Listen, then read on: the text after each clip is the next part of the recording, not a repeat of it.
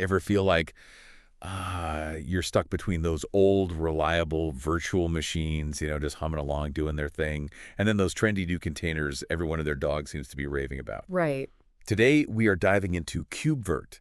It's this tool that's supposed to be like the bridge between those two worlds. We're going to unpack whether it actually delivers on that pretty big promise. Yeah, it's a big promise for sure, right? I mean, managing both VMs and containers together, all within the same Kubernetes environment. That's been, wow, kind of dream for a lot of IT teams out there. Yeah, for real.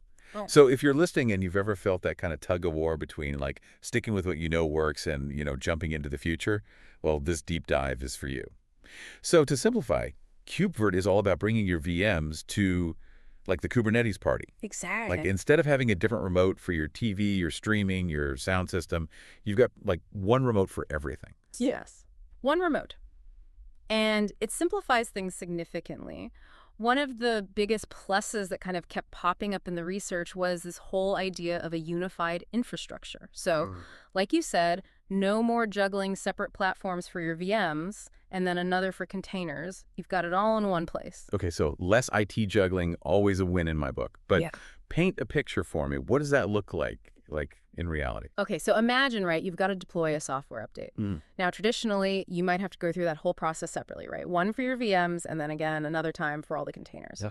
With KubeVirt, though, you could potentially manage all those updates across both environments at the same time. Wow. It just streamlines things, saves you precious time, and honestly reduces those chances of, something going terribly wrong. That's huge, especially in those like every second counts Yeah. situations. Okay, so we've got unified infrastructure, check. What else has people so hyped about KubeVirt? Well, think about packing a suitcase, right? KubeVirt is like being a pro at Tetris with that suitcase, really maximizing that space. It can seriously boost resource efficiency. You get to squeeze every last drop of performance out of your existing infrastructure. Ooh, I love a good Tetris analogy. So we're talking about doing more with what you already have. Exactly. Orchestrating both your VMs and containers within Kubernetes means you can really fine-tune how all those resources are being used. It's like instead of having separate apartments for your VMs and your containers, they all share a building now, but it's a really nice building. Maybe it's got a pool, a gym, everything's way more streamlined. Efficient. Okay, hold on. I need to move into that apartment complex. But back to KubeVirt. I mean, this is all sounding pretty amazing so far. Yeah. So be honest. What's the catch? What's the trade-off? Well, like with anything in tech, it's not all sunshine and rainbows, right? There are always going to be trade-offs. One thing that kept coming up in the research was the crucial role of storage. In a KubeVirt environment, it's even more important than usual. Storage. The foundation of any good tech setup, right? So what's the deal with storage in KubeVirt? What do we need to know? It's a bit particular, actually. KubeVirt needs some, shall we say, specific types of storage, especially when we're talking about this very cool feature called live migration. Okay, pause right there. Before we go any further, break it down for us. What exactly is live migration, and why should we, the listeners, even care about it? So picture this. Imagine you can move like a running VM, and I mean while it's running, from one physical server to another, and you do it all without any interruption. Okay, that sounds kind of magical. It is kind of magical, right? That is live migration. It's like, think of moving a houseplant from one windowsill to another, but you don't have to uproot it or anything. It seamlessly transitions without missing a beat. Okay. And this is particularly essential when you're dealing with those applications where every single second of downtime translates to, well, lost productivity or even lost revenue, right? Right.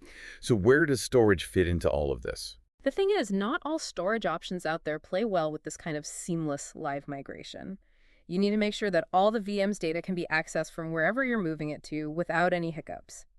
And that brings us to the two main players in the KubeVirt world, Ceph RBD and CephFS. Two terms that I am definitely going to need you to unpack for me. Of course. Happy to. Hit me with it. Okay, so think of Ceph RBD, right? Think of it like a high-speed train. Okay. It is fast, like blazing fast. It's all optimized for performance, right? But it might not have all the flexibility that you would need for doing live migration well. Got it. So great for pure speed, but maybe not so great for like switching tracks on the fly.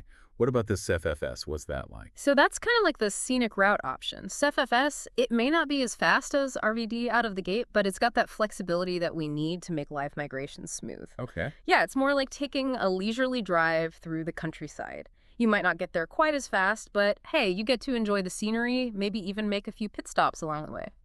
So with KubeVirt, you often face this trade-off, right? Storage speed versus how easily you can move those VMs around seamlessly.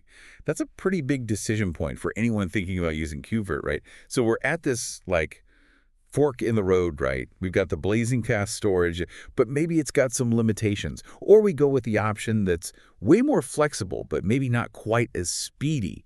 How do you even begin to decide? Help us out here. It really all comes down to understanding what your workloads actually need. It's like choosing between, say, a super sleek sports car and a spacious SUV. I like this analogy. They'll both get you where you need to go, right? But they're each going to excel in different situations. I'm with you. Okay, so if we're talking about storage for KubeVirt, what are the key questions people should be asking themselves? The million-dollar question, the one you absolutely have to nail down, is how critical is live migration for these specific workloads, right?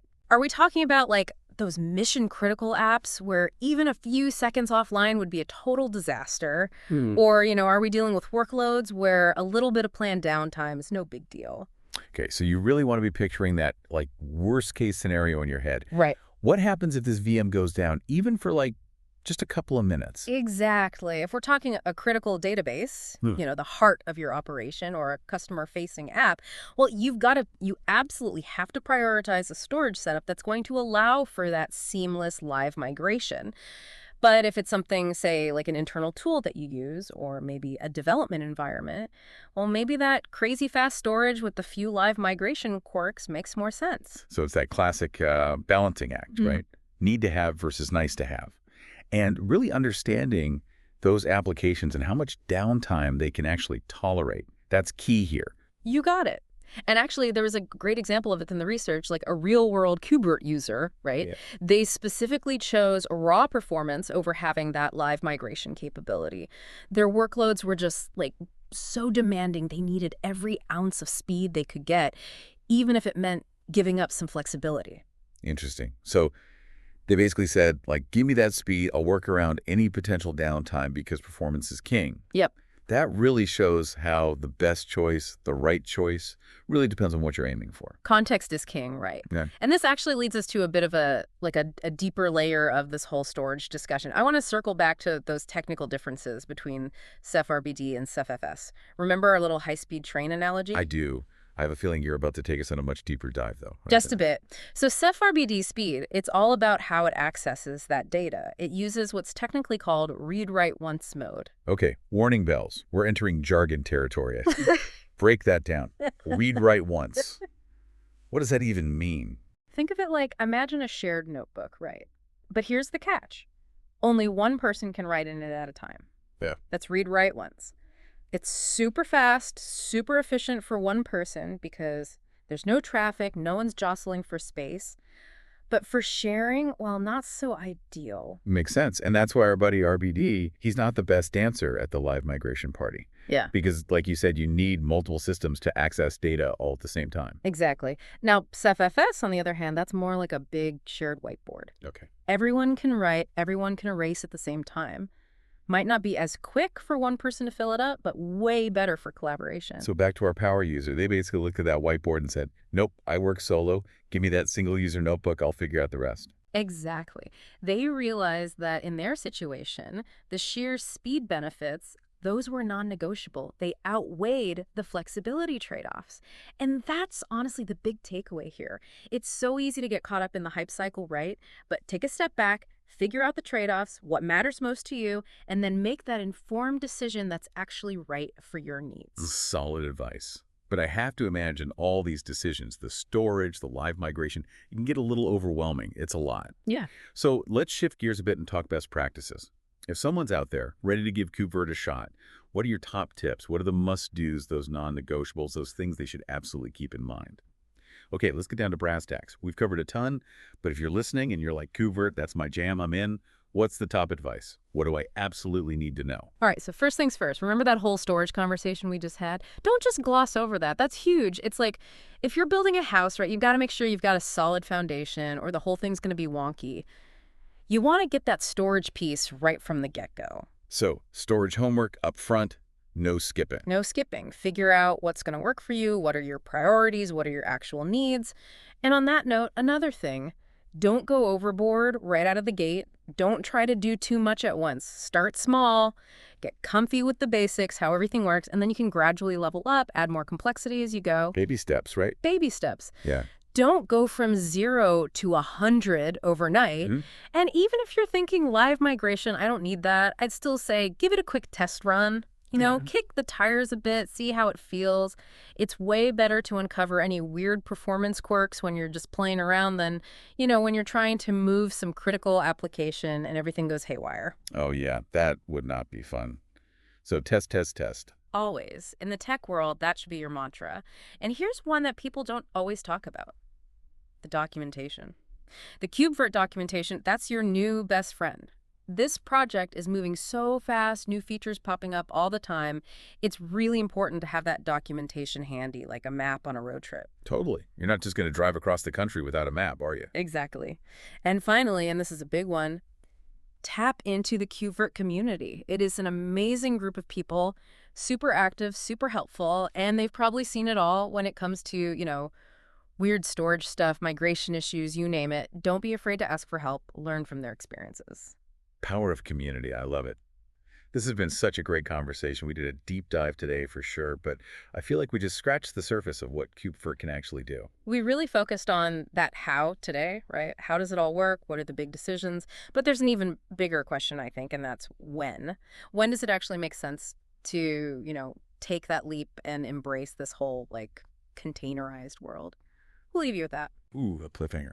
But no, seriously, if any of this piqued your interest, go check it out. Explore KubeVirt a little more. Worst case, you'll learn something new, which is always good. Best case, you might just discover a whole new way of managing your entire infrastructure that's way more efficient, way more flexible, and maybe just a tiny bit magical. Until next time on The Deep Dive.